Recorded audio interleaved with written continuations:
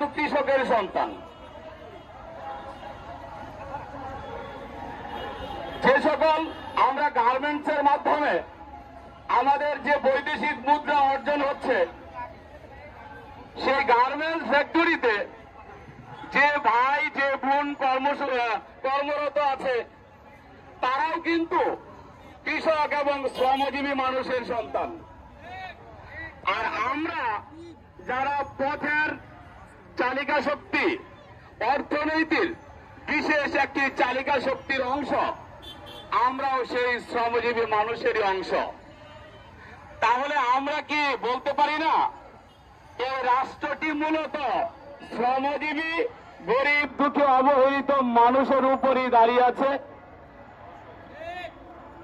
এই রাষ্ট্রের মূলত ভিত হচ্ছে শ্রমজীবী, গরিব, দুঃখী, এই অবহেলিত মানুষগুলো।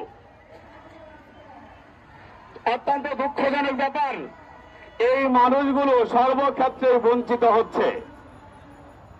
আমাদের জাতীয় কবি কাজী নজরুল তিনি বলেছিলেন, দেখিনু সেদিন রে কুলি বলে বাবু সাহেব ফেলে দিল নিচে, চুকে দেখে চোখে এলো জল।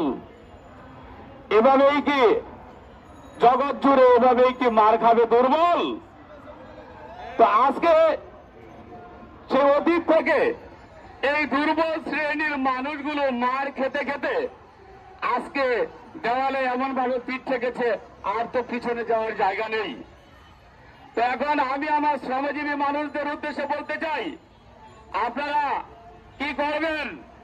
আপনারা কি এইসব বৈষম্য, অনিয়ম, অত্যাচার, নির্যাতন, নিপীড়ন এবং দুঃশাসন মেনে নেবেন, নাকি এর বিরুদ্ধে রুখে দাঁড়াবেন?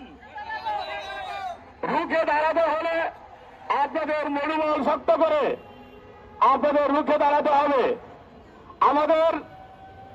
আমাদের একটি বিষয় মনে রাখতে হবে, যে কোনো পরিবর্তন আসে সেটা কিন্তু আমাদের মতে কষ্টে, দুঃখে, যন্ত্রণায়, অর্ধাহারে এবং অনাহারে যে সকল মানুষ থাকে তাদের মাধ্যমেই সেই পরিবর্তনগুলো আসে।